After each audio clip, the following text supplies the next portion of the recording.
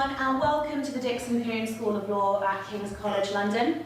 My name is Philippa White and I'm the Legal Research and Projects Officer here at the school. We are pleased to host this event and excited to learn more about the Equal Rights Trust report. Without further ado, I'd like to hand over to Joanna Whiteman, who is the co-director of the Equal Rights Trust and the chair of tonight's event. Thank you.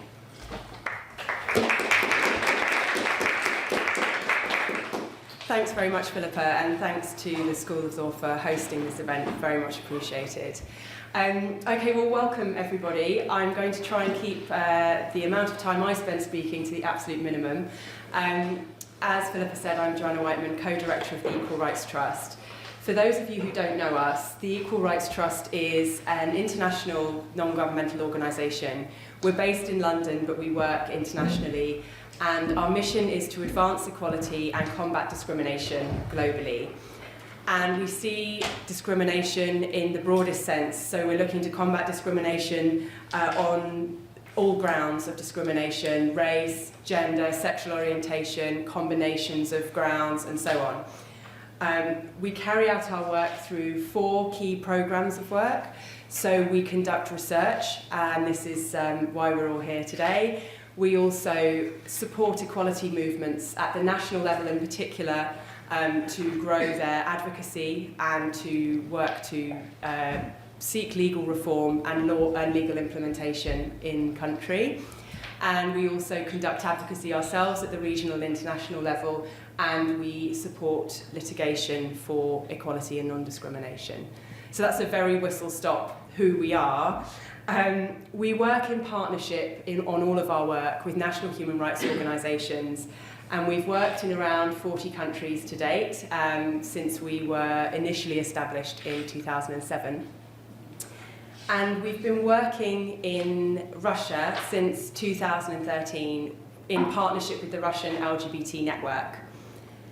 We've been working on a project which focuses in particular on combating discrimination against sexual and gender minorities in Russia, and it's as part of that project that we've been conducting the research that's the focus of our evening this evening. We've also been working with the network to help train and build the capacity of activists and civil society to work in an increasingly challenging environment for LGBT activists, and we're going to be hearing a lot more about that this evening. I'm really delighted that we're launching our latest report that's been part of this project, as I said.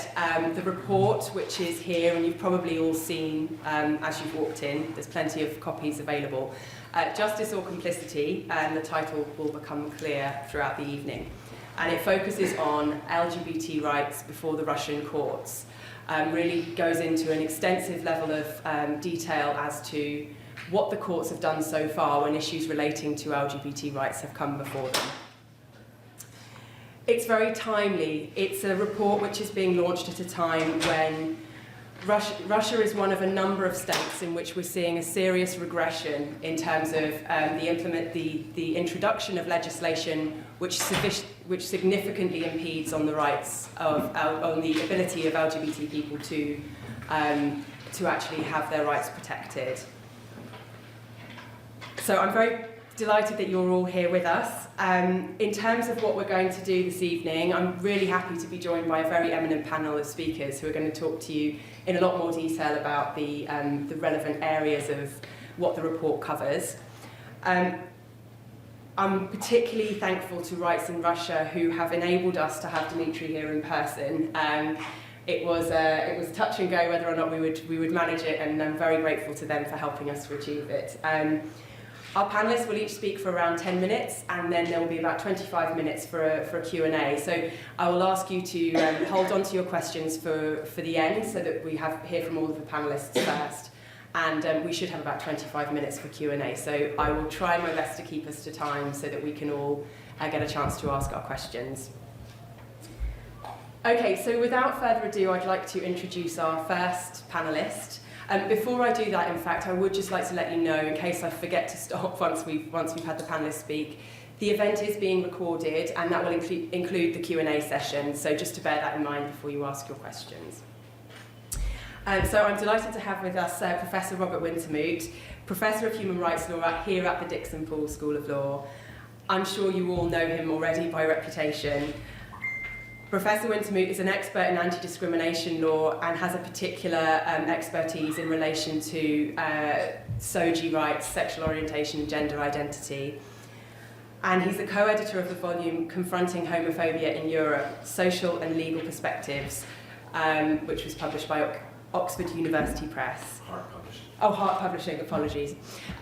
He is also a very experienced lawyer and has a lot of experience to bring to the table in terms of talking about cases that have gone, including before the European Court of Human Rights. So without further ado, I will hand over to Robert, who's going to set the international legal framework scene for us. Thank you. Thank you very much.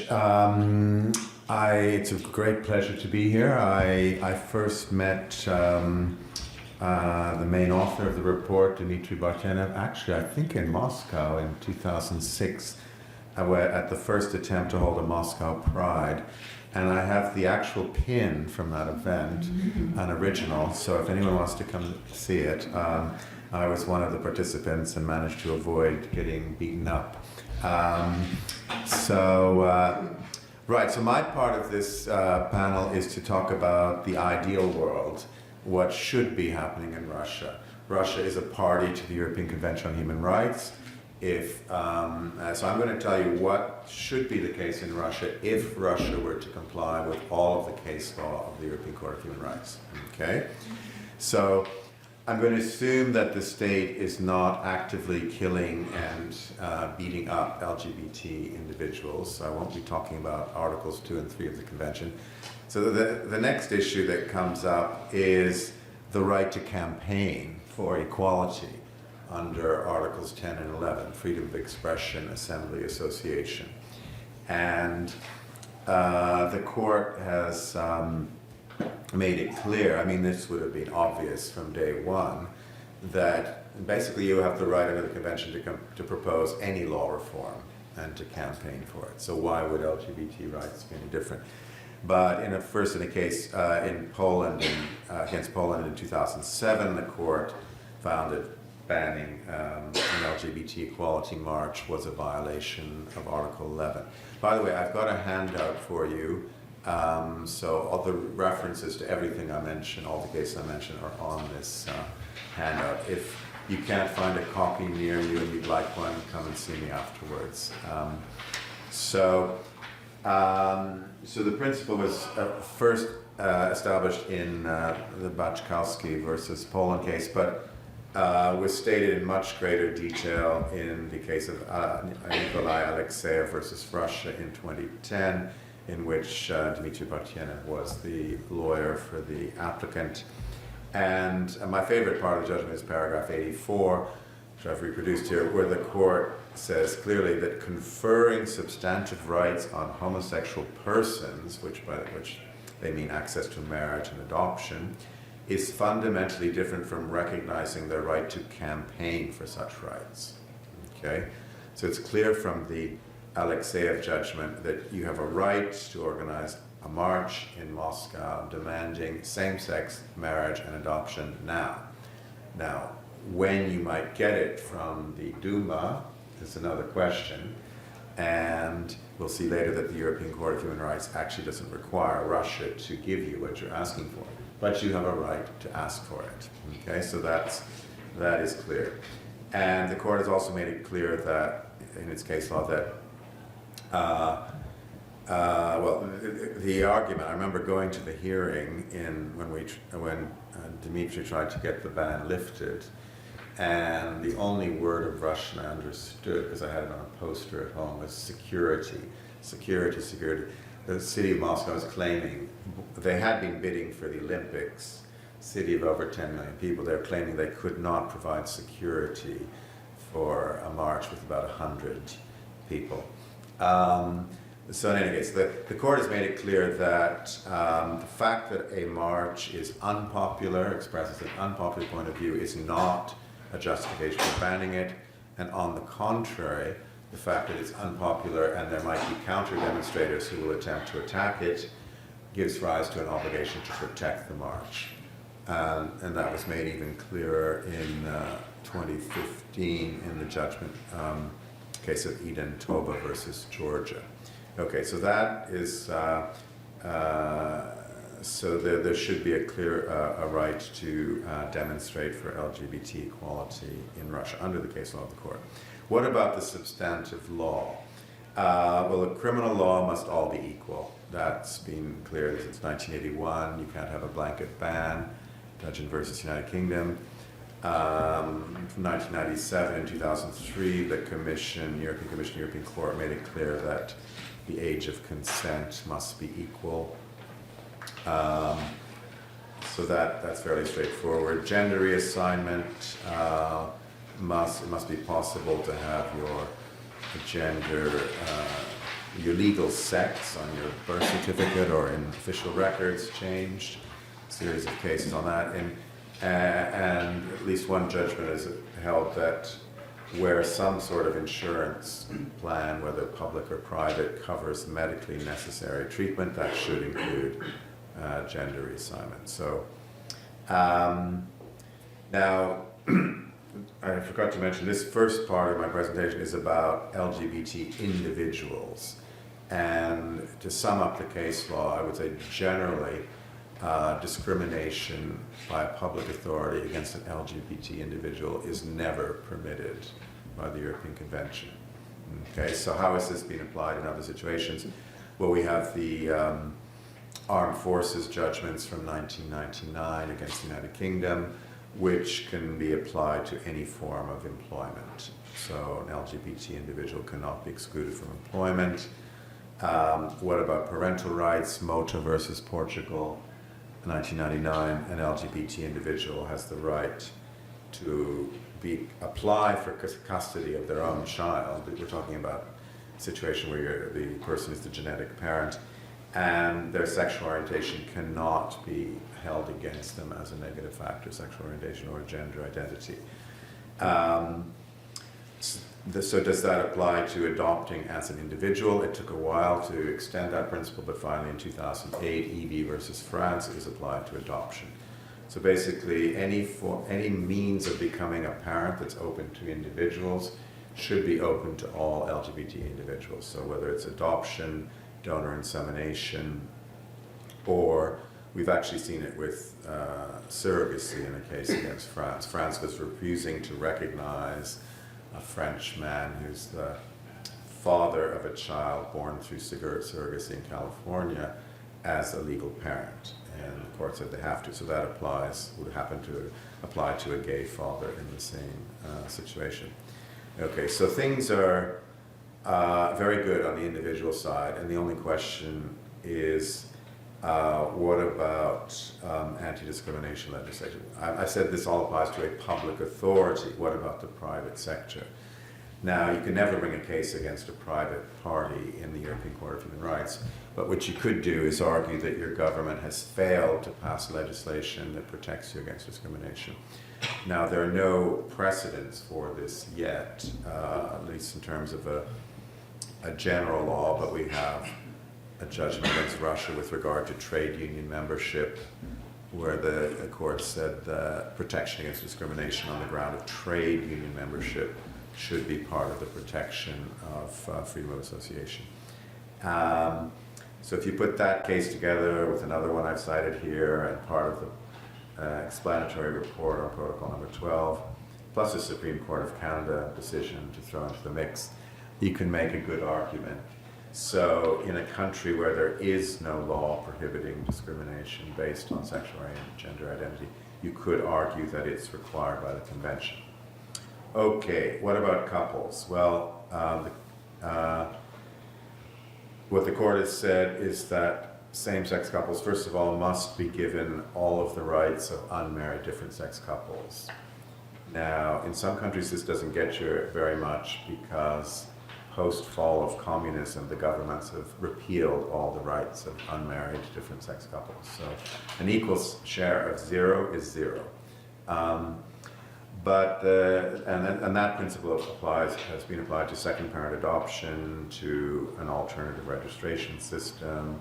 This year was applied to residence permits, I would argue that applies to donor insemination. There's a pending case against France. So anytime the right is already enjoyed by unmarried different-sex couples, it should be extended to same-sex.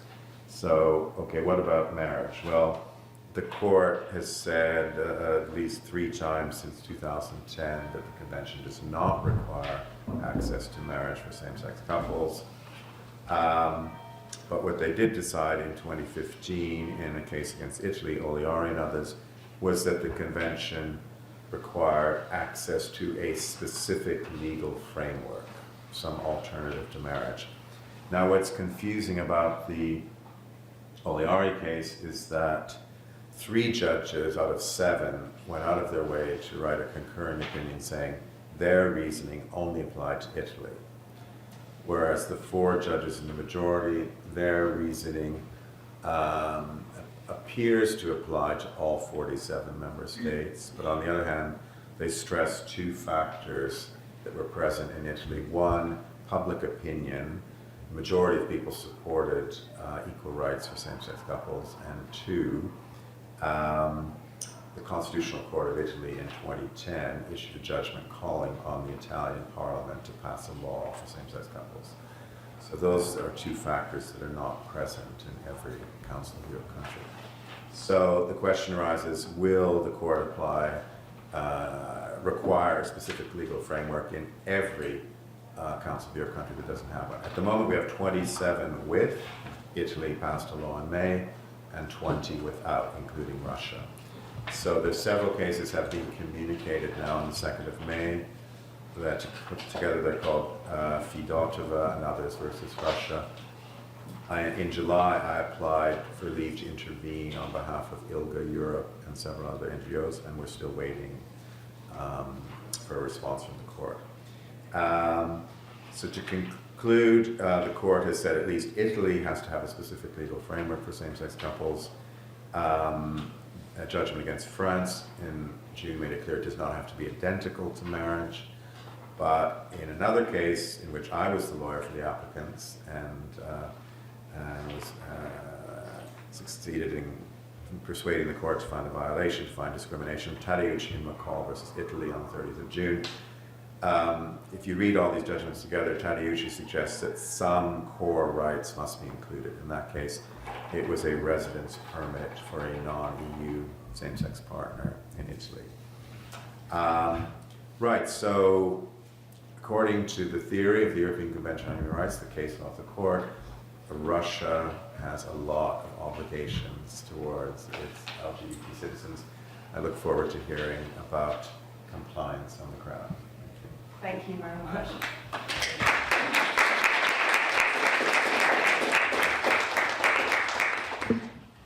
Well, thanks very much, Robert. I think that set the scene quite nicely for us in terms of thinking about what the obligations are. And now I would like to introduce you to our next panellist, Jane Henderson, who is sitting next to me here, Senior Lecturer in Laws here at the Dixon Poole School of Law and responsible for establishing a Russian Legal Studies programme here at the school.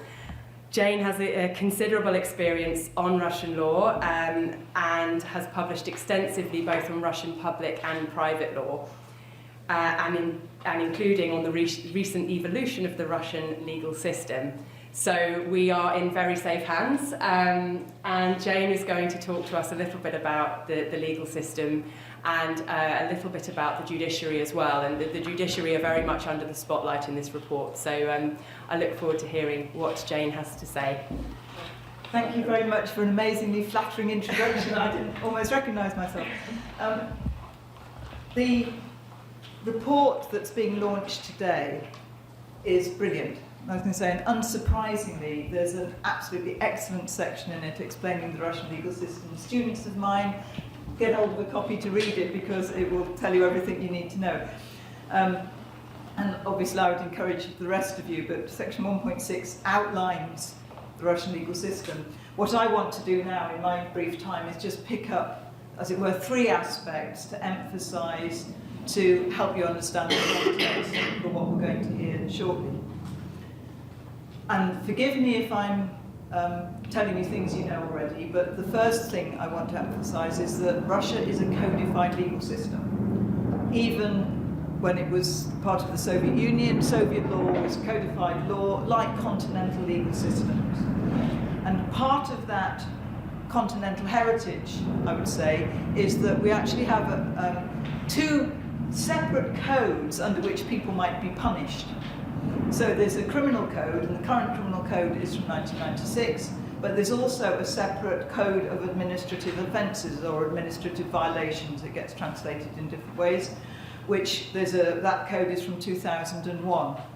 And there's separate codes on the procedure, so a code of criminal procedure and a code of administrative procedure, that's comparatively new from 2015. Now, in the Russian legal system, all the crimes in the criminal code have some sort of mental, to use legal jargon, mens rea. There must be some form of intention on the part of the perpetrator in order for them to commit the crime, even if it's just acting negligently. So they don't have to necessarily have directly intended the consequence of what they're doing, and it will depend on the crime, which article in the code it is, what types of mental link between the perpetrator and the action are required for it to be a crime. I can say in the English legal system we don't have that sort of rule. We have thousands of crimes in England which we call crimes of strict liability. If you're speeding in a car, you commit that crime. Nobody asks why or whether you even knew.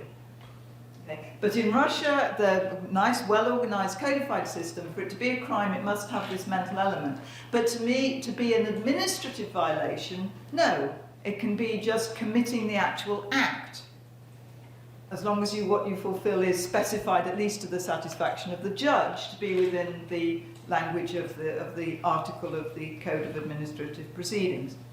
Now, why am I saying this?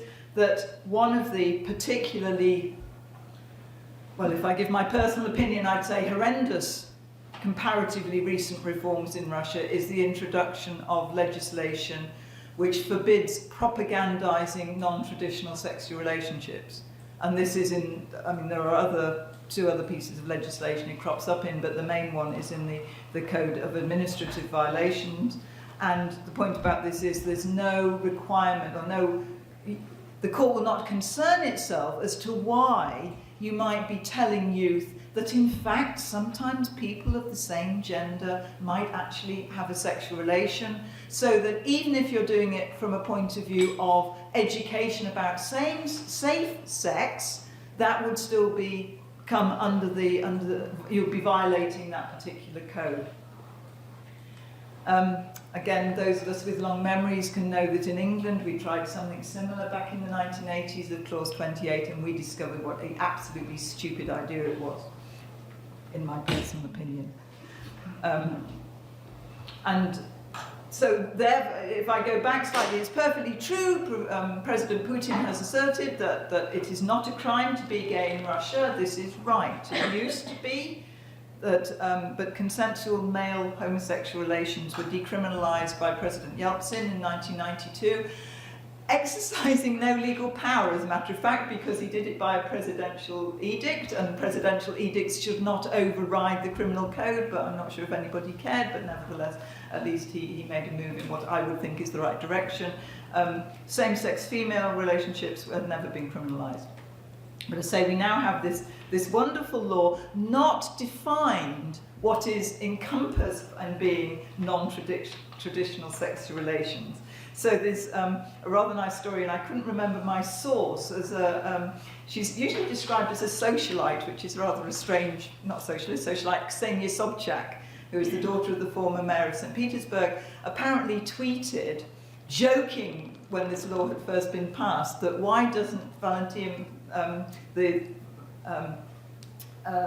Matvienko, who was the chairman of the upper chamber of the legislature, why doesn't she like oral sex?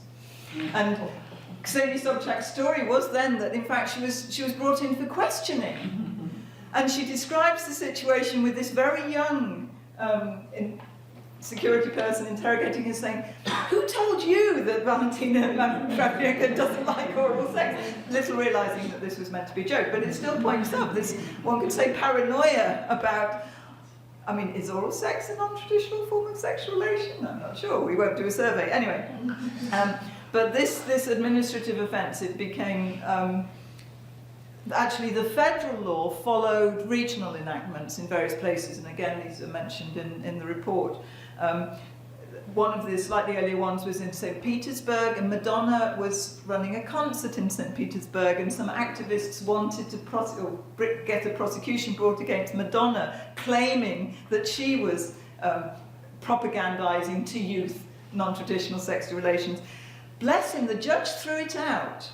As it were, people who were advocating it he was saying, well, were there any young people there? And they were looking over all the videos, managed to find possibly one, but basically the judge thought this was absolutely rubbish. And it happened to be, if I remember rightly, and from the report, I got this from a newspaper report, that it was actually, the trial was being held on the day where they celebrate Navy Day in Russia. And the judge was saying, well, you don't mind about these sailors walking down the street arm in arm, which I think, yes, isn't this wonderful? And I say, now he was, one could say, a good judge and a brave judge, and he threw it out. But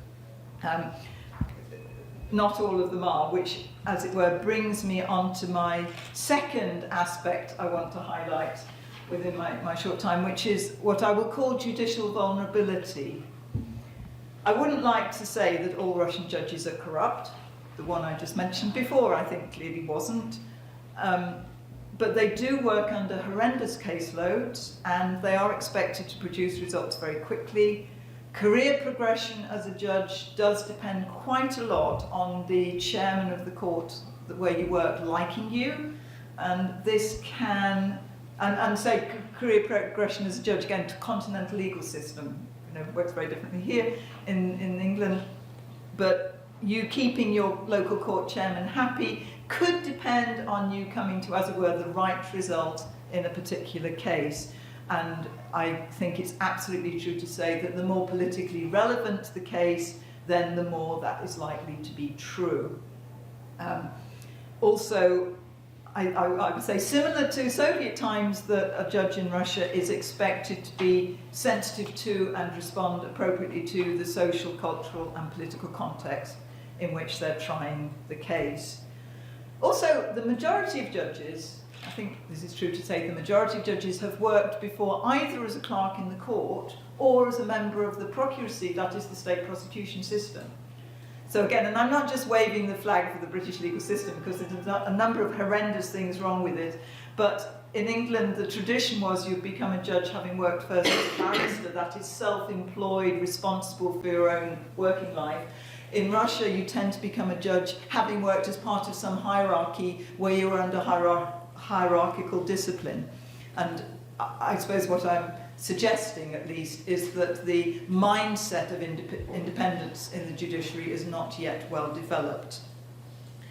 And the third aspect I want to flag up in my last 2 minutes is currently, and in recent, few years, within Russia there's been a huge emphasis on traditional values, again, whatever that means.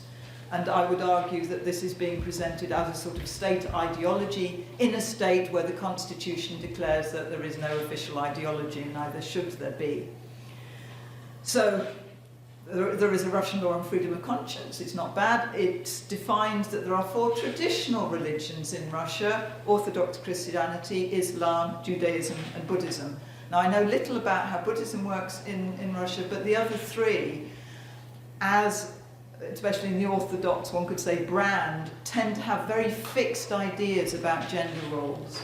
And I would say that is fairly true generally culturally in Russia, and that is emphasized by the increasing role that the Russian Orthodox Church has been taking, despite the theoretical separation of church and state. So we've had legislation against insulting the beliefs of believers, and for instance, the Russian Orthodox Church was getting very upset when people playing Pokemon Go would go to church. They thought these were, leading them to Satan worship. Unlike, I can say, the main synagogue in Moscow, which apparently invited Pokemon players in and gave them kosher wine. Yes, I thought this was good. But for instance, the new ombudsman for children, a woman called Anna Kuznetsova, who I don't know, but she's the wife of a Russian Orthodox priest, and at least according to the Open Russia report, and that is not unbiased because it's funded by Mikhail Khodorkovsky, but nevertheless, according to that report, she's an AIDS denier. So again, here's this woman who's supposed to be overseeing children's care, and she's saying apparently that HIV/AIDS is the greatest hoax of the 20th century. And there's a new Minister of Education, also a woman who apparently, you may know more than I do, Bill, about her has, one could say, right-wing, or another way of putting it, traditional views. So where we have a theoretically secular and ideologically free state, in fact, that is being completely subverted to this idea of, as I say, very fixed roles for men and women. I visited Ekaterinburg. They took me to the shrine where the former Tsar had been, or there's a number of shrines had been buried, and I thought I'd dress conservatively because I'd taken a scarf thinking I would have to cover my head, but I was wearing a trouser suit, and the Russian Orthodox Church thinks women shouldn't show that they have legs. So I had to borrow a sort of an apron thing to wrap round, because that was the view of what women ought to be like according to the Russian Orthodox Church. I was actually quite sad, because I thought, well, I'm covered from all over. It's just, bifurcated. Anyway, so it's within that context of a push towards what I personally might think of are very old-fashioned views about sex and gender, that I'm afraid all the things that are going to be described now came about. Thank you. Thanks very much, Jane.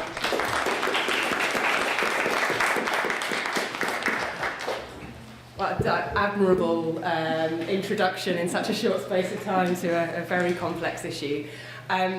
I'm not going to talk at all because I want to introduce you to Dmitry Bartanev, who, again, many of you will know already by reputation. Dmitry is a lawyer and is the lead researcher and has co-drafted the report with my colleague Jade Glenister.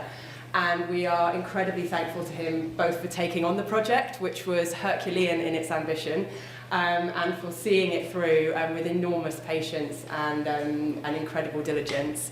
At the same time that he has 20 cases pending before the European Court of Human Rights, 10 of which relate to LGBT rights in Russia.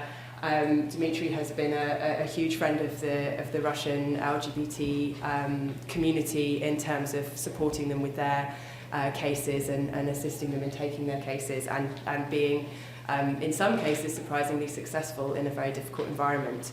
And he is also, in particular, well known for his work as Professor Wintermuth mentioned earlier on with Alexeyev against Russia, which has really had an impact on the jurisprudence of the European Court of Human Rights. So with no further ado, I will hand over to Dmitry, who will talk you through what the report is and some of its key findings and recommendations.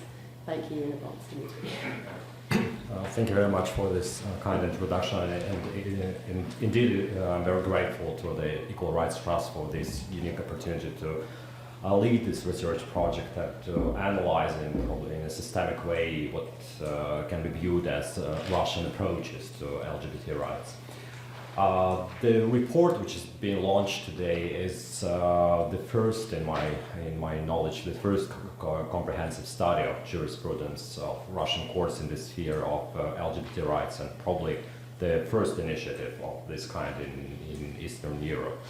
And it's not definitely a coincidence that the Equal Rights Trust decided to take a close look precisely at Russia, because unfortunately over past 10 years, Russian laws and policies have offered many opportunities to test the so-called margin of compliance, as the president of Russian Constitutional Court puts it, Valery Zorkin. We're talking about the margin of compliance of Russian judicial system to international law, and LGBT rights being one of the probably key indicators of such compliance, and we probably will see more of these clashes at the Constitutional Court in the coming future, especially in view of this Fedotov versus Russia case, challenging the lack of legal recognition of same-sex relationships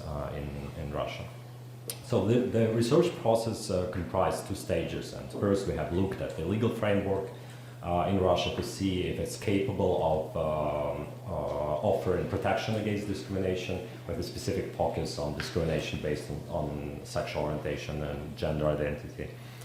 And although Russian legal system lacks comprehensive anti-discrimination law, many laws include an open-ended list of prohibited grounds for discrimination, and theoretically, these grounds, these lists include discrimination based on sexual orientation. I say theoretically because the Russian Constitutional Court has explicitly confirmed this, that prohibition of discrimination and general equality clause of the Russian Constitution comprises discrimination based on sexual orientation. But this finding, unfortunately, has had virtually no practical implications, as the rest of the study demonstrates. And you may see a detailed overview of the anti-discrimination legislation in part 1 of the study. The general conclusion is that in the absence of explicit recognition of discrimination based on sexual orientation in Russian laws, this protection is insufficient. At the second stage, we're looking at specific cases of various courts in Russia, starting from the courts of first instance of general jurisdiction dealing with the majority of civil and criminal cases, and looking at the decisions of the higher courts, both at the federal and regional level. So we are looking for cases where discrimination on account of sexual orientation or gender identity was argued either explicitly or implicitly, and in most cases it was argued implicitly. And we studied around 20 to 200 cases, probably all cases which deal with discrimination based on sexual orientation. These cases fall under several categories, and obviously not all the spheres are covered by this report, but it's not because of our failure to pay attention to these cases, but because there are no cases related to certain spheres. The majority of cases, as also as evident from the contents of the report, deal with the freedom of assembly, freedom of association, and freedom of speech cases. And this is not a coincidence. It's the explanation is that these cases were initiated by activists, or they are related to cases where activists are punished. In the private sphere, the number of cases is really limited, but still they demonstrate some emblematic trends and features of the Russian legal system. So, although let me just briefly summarize key findings of the research. Although Russian law provides a clear basis for direct application of international human rights standards, which have been emphasized on numerous occasions by the Supreme Court, by the Constitutional Court, and this also includes the case law of the European Court of Human Rights. The reality has demonstrated quite the opposite, and in the LGBT rights sphere, Russian courts have demonstrated almost complete immunity to progressive developments, which Professor Wintermute summarized. Progressive developments in international human rights law, and the Russian courts rejected any claims based on discrimination based on sexual orientation. Indeed, this case about Madonna is probably the first and the only case so far where a court explicitly acknowledged that discrimination based on sexual orientation is prohibited. So thanks to Madonna, this concept is kind of implemented in the Russian. But the case is anecdotal. Definitely, it's more like a joke, and the judge definitely had quite a lot of pleasure in tackling this absolutely. I would say idiotic arguments of the protesters of the concert in St. Petersburg.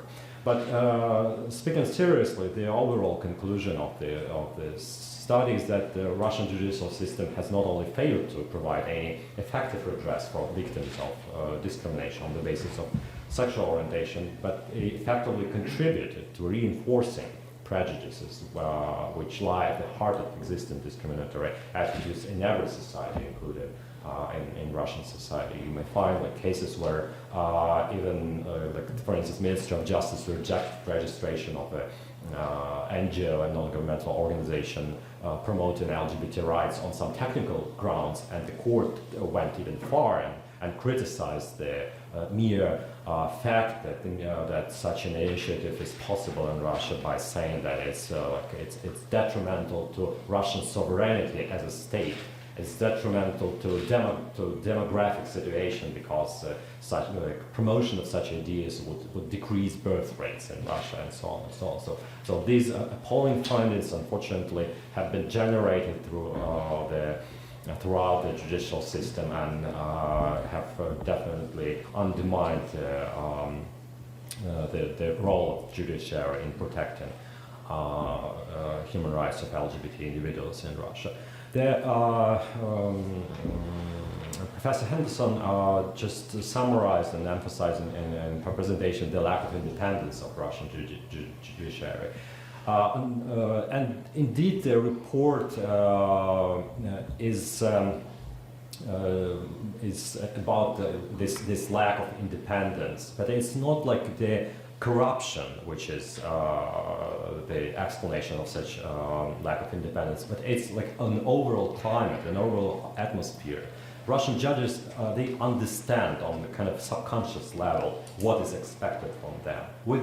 There is no need to interfere. There is no need to kind of call and say and tell them what should be the right decision. But they just understand what is the right decision, and they endorse any kind of like legal action brought against LGBT groups, any kind of prosecution, or and they just discard any arguments based on the where LGBT individuals claim certain like visibility and so on. The cases, like numerous cases against this, I don't know, maybe some of you are familiar with this online resource for LGBT teenagers called Children 404. In these cases, despite the fact that many leading professors in psychology, in psychiatry, in pedagogics, and other areas, they argued that this kind of initiative is worth existing, it's a valuable initiative, but judges would just discard all these extensive professional opinions and just rubber stamp the prosecution against this group. And such discriminatory attitudes stem from the approach of the Russian Constitutional Court, unfortunately, which, although this court refrained from negative labeling of homosexual relationships and effectively kind of said that the prohibition of propaganda of non-traditional sexual relationships does not label in a negative sense such relationships, but still it upheld the laws banning propaganda, such propaganda, and on the pretext of these relationships being immoral, harmful to children, and thus detrimental to traditional values and to the concept of family. And the way Russian courts treat LGBT rights issues is emblematic of the broader context in which the judiciary has been struggling to reconcile international human rights standards with the kind of Russian sovereign democracy. And as I said, LGBT rights may easily become one of the test areas for determining such compliance. And the approaches of the Russian higher courts have effectively put an end to any meaningful discussion on discrimination on account of sexual orientation in courtrooms, and provided justification for rubber stamping any official measures prosecuting people on basis of sexual orientation. So to conclude, I would want to identify areas where there is some positive jurisprudence, but unfortunately there are virtually no such areas. Cases related to recognition of new gender are probably an exception, but they do not really argue any discrimination. And part of this, there are literally a handful of cases of successful protection of LGBT rights. A recent case where a woman was rejected by a private company on the basis of her being lesbian, and the court found this rejection as unlawful, but the discrimination argument was only implicitly in this judgment. But there are other cases in the labor sphere where judges had no doubts in endorsing openly discriminatory grounds for either firing or rejecting employments. The section on recommendations summarizes our vision. I mean, what various actors, various stakeholders should do, but effectively without repealing openly discriminatory laws, and particularly with regard to homosexual propaganda. It's impossible to advance further protection of LGBT rights in Russia. Thank you.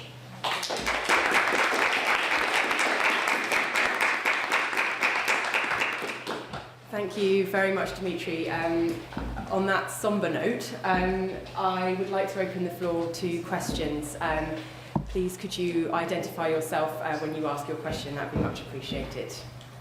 So can I just one quick, as it were, question and Yeah. comment that my sense is that the, as it were, court and cultural view is harsher to male homosexuality than female homosexuality, again from previous criminalisation. So your one case of the lady where they held it to be a discrimination, I wonder if the gender had been different, that maybe they would have come to a different conclusion. But perhaps I'm generalising too much. I would say that in general, indeed, there is kind of more negative attitude towards male same-sex relationships, but with regard to discrimination in general, or with regard to this concept of that homosexuality as such cannot be a valid ground for rejecting someone for a job post. I don't think that there is any difference. I suppose that's good. Sorry. That's all right. No, not at all. Questions from the audience? Yes, one here and then one in the front. I'm Richard Moult from UCL. So what will the European Court of Human Rights do if Russia just keeps ignoring its judgments? Will eventually Russia be asked to leave the Council of Europe? Will Russia voluntarily leave the Council of Europe? Can I try that one? The problem is there's another country ahead of Russia in the queue and not complying with judgments, and that's the United Kingdom. I'm completely torn in this situation because on the one hand, the Alexeyev versus Russia judgment is completely clear. Russia should be allowing an LGBT pride parade in Moscow every year, and has consistently refused to do so since the judgment in October 2010. So that is absolutely wrong, and they shouldn't be doing that. On the other hand, they're just following the example of the British government. Hearst versus United Kingdom, the right of some prisoners to vote. In fact, the 11th anniversary of that judgment is tomorrow, I believe, 6th of October, if I've got the right date. So we have taken 11 years and are still refusing to do anything about that judgment. So why should Russia comply? So if you're interested, you can Google my name, Robert Winston Guardian, and the most recent piece I published with them is about Russia in 2013. It's when the propaganda law was passed. And I made the link with prisoner voting and the need for David Cameron to set a good example. I actually printed out the comment and wrote a letter to David Cameron. He closed the comment and said basically, please comply with Hearst versus UK. I got a letter back from a minister that didn't include the word Russia. It was just, we are a sovereign parliament and we'll do what we want, more or less. So I'm thinking of trying again with Theresa May. I think you'll need barrels of optimism. I could briefly add to this. It's interesting that Russia has never argued on the international level that it would not comply with LXA and judgment and with other judgments of the European Court, and the non-compliance of Russia with the Russian Hearst judgment, so this similar judgment against Russia is probably like the first exception, but even in this case, which was recently reviewed by the Russian Constitutional Court based on this new law, which provides for the Russian Constitutional Court to say whether Russia can comply with European Court of Human Rights judgments. But even in this judgment, the Constitutional Court wrote in an extensive way that by default Russia should comply with all the judgments of the European Court of Human Rights, and only if there is like a conflict with constitution and with some core values. So the constitution then it can be tested through this constitutional procedure. I would argue that actually this decision regarding the prisoners' voting rights is really questionable whether it's against the constitutional values. Maybe it's against the direct, literal wording of the constitution, but it's another story about how, whether it's a conflict with the constitutional values. Unlike the LGBT rights, where I think there might be a room for further development by the Russian Constitutional Court on this the concept of traditional values and supposedly protected by the Russian Constitution. Yeah, I'm Bill Lowering from Burbank. Could I just preface the question by saying that a little note of optimism today and yesterday, which is that there was a judgment against Russia called Belarus against Russia yesterday about the one of the Bolotnaya cases, which are still going on, in which Russia was condemned for a whole series of violations to do with the arrest, detention, conviction and punishment of one of the people who took part in the 2012 demonstrations. And actually, the Supreme Court, bless it, has actually now held, apparently as a result, that in two of the Bolotnaya cases, the arrest and detention were illegal on the basis of Strasbourg. So I just say, in Russia, unexpected things do happen sometimes. So who knows? Particularly in the high courts, and the constitutional courts in their kind of first type of case have really tried to fudge it in a very pragmatic way. Unlike the attitude of the British, which is to say sod off to the European Court of Human Rights. So who knows? But my question is to do with gender reassignment. I was really interested in your report that you mentioned that Russian legislation allows a person to change legal gender on the basis of a medical certificate about the age of sex. But you go on, however, Russian law does not regulate the legal consequences of a change in legal gender recognition, although a bill is currently before the State Duma, which if passed would prevent persons who have undergone gender reassignment from marrying. So I'd be really grateful if you could say a bit more about Unfortunately, I can't probably say more what is apart from what is written in the bill. But the idea is that a person who has changed his or her gender should not marry. I personally do not think that the bill will come through, even understanding like this ongoing processing by the Russian Duma to prohibit LGBT expression of LGBT relations, because I think that it would be very it would be contrary to the very notion of the change of gender, because it would not make no sense to me to prohibit such consequences unless there is a prohibition on the change of gender as otherwise it would be probably too complicated for the legal system, and the person would need to disclose like the history of like change in gender, and this is not what is the case now.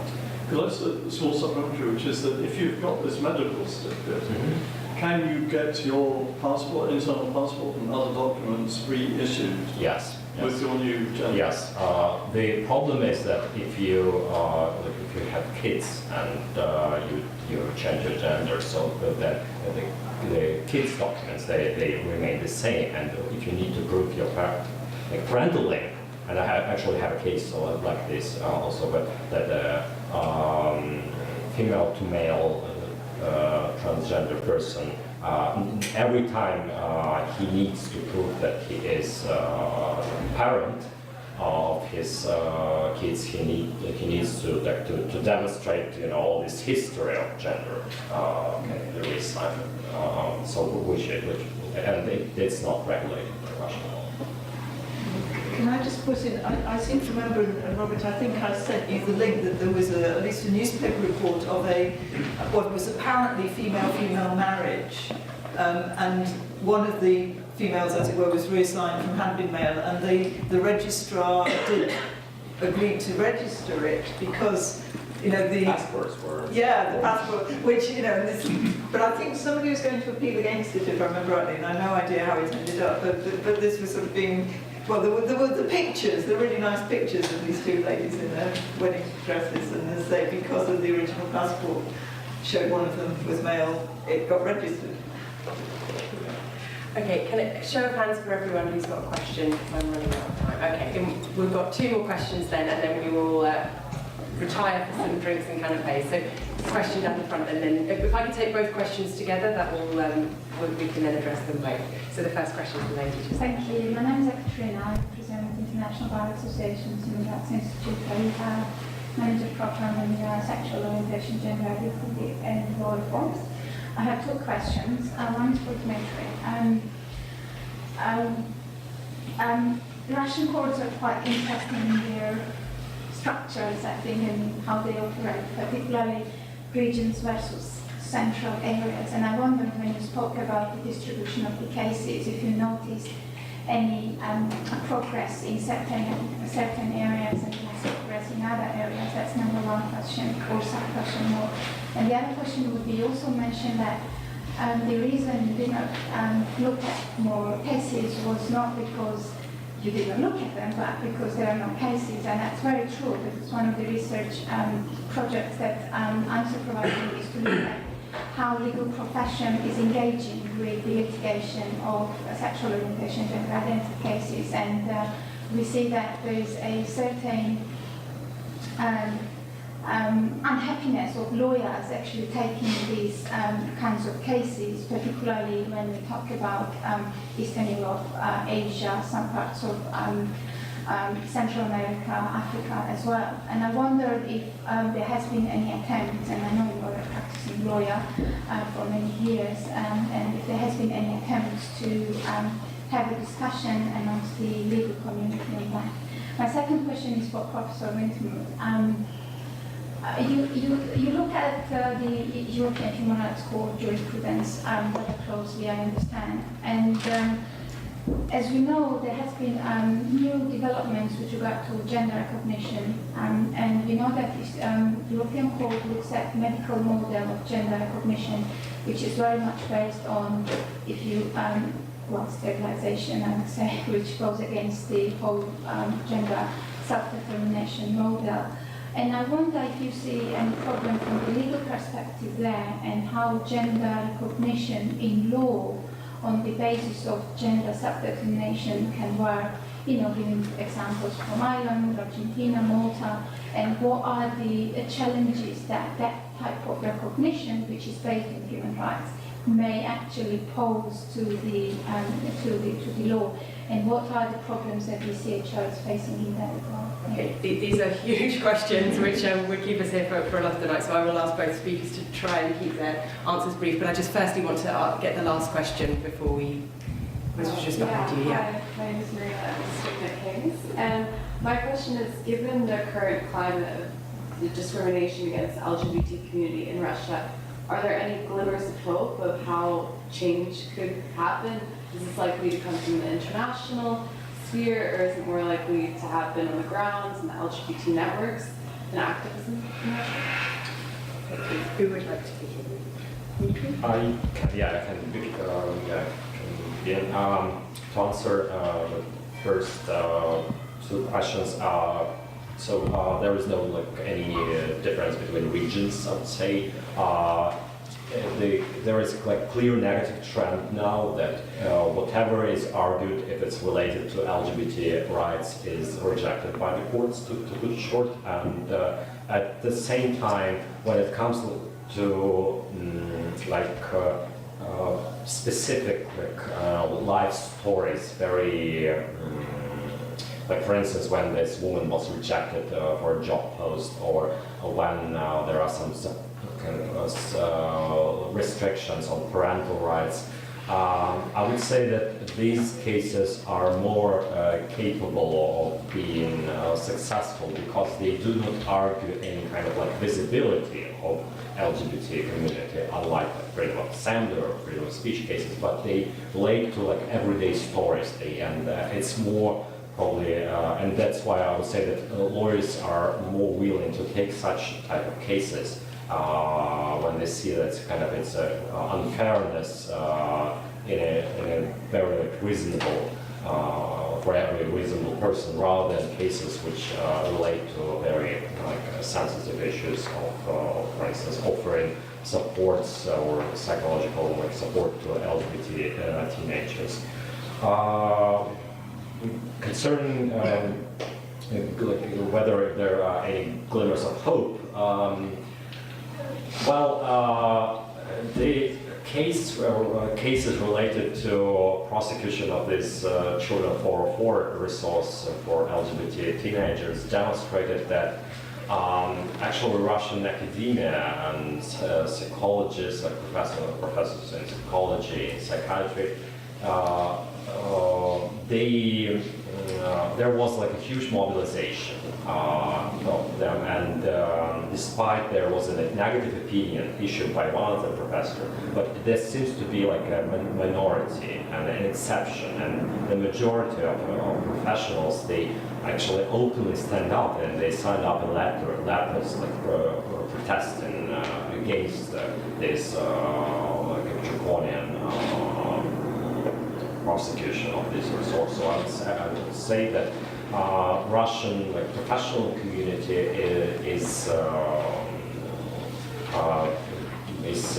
where we can see some strength, I would say, and also Russian legal profession is pretty much independent. And by legal profession, I don't mean judiciary, which is in Russia, unfortunately, like in Britain, it's absolutely detached from the rest of the practicing lawyers, attorneys in particular. They are not dependent on the state, and the legal profession itself is pretty much capable of standing for its own independence. Thank you. No, I thought that was brilliant. Great. In which case, Professor Lind. A quick word on gender self-determination. I think you could find roughly 3 models, probably more than that, but across Europe, the old-fashioned surgery and sterilization is required. The UK was actually very advanced in 2004 in dropping the medical surgery, no medical treatment required, but a professional report or diagnosis. And Ireland has now gone ahead of the UK with the self-declaration, self-determination. Will the European Court require that for all 47 Council of Europe member states? I would say, like with any other issue, it depends on the numbers. So if Ireland is one of the first countries to adopt this model, it's unlikely that Strasbourg is going to make it a European standard. It would be easier to argue for, well, there is one case, YY versus Turkey, on my handout about sterilization, but it would be easier to argue for the UK approach than the Irish approach at the moment, I would suggest. Thank you very much. Thank you to all of our speakers. Can I ask you all to join me in thanking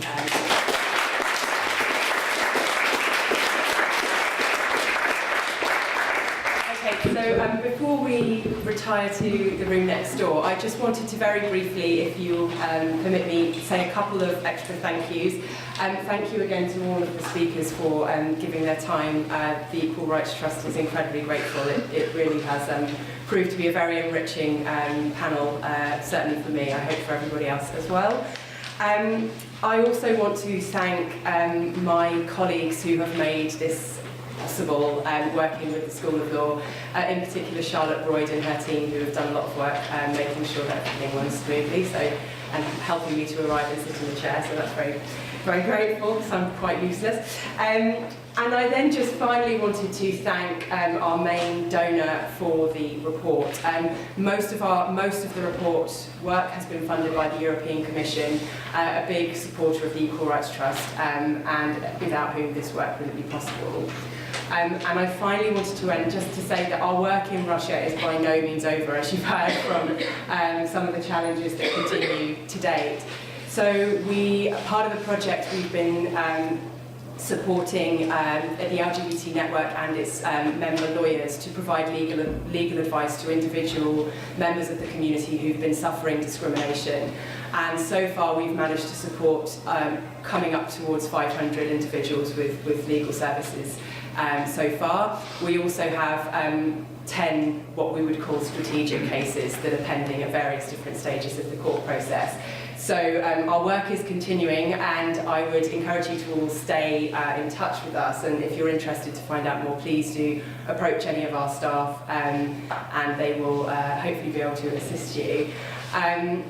Part of the other reason I say that is because we are not fully funded for our work in Russia. Some of our work is currently being done without funding. And so at events like this, I always put in a little plug. We will have a bucket passing around, we're not ashamed. And we would be really grateful for any donations. Big donors like the European Commission will tend to fund 90% of the project as opposed to 100%. So we rely very much on support through events like this. Please do go and have a look at our publications table. Obviously you'll find the report itself, you'll also find some of our other publications, and I do hope they're of interest. You can sign up to our Twitter, you can follow us on Twitter, but you can also sign up to our email news list if you want to stay in touch with what we're doing. So thank you all again very much for attending, and thanks again to the speakers. Enjoy. Can I also say thank you for being an attentive and interesting audience that asked interesting questions? Yeah, absolutely. And please do join us for a drink. I'm sure there are many more questions, and I'm sure that all of our speakers will, to some extent, be happy to have you here for a little while. So thank you very much again.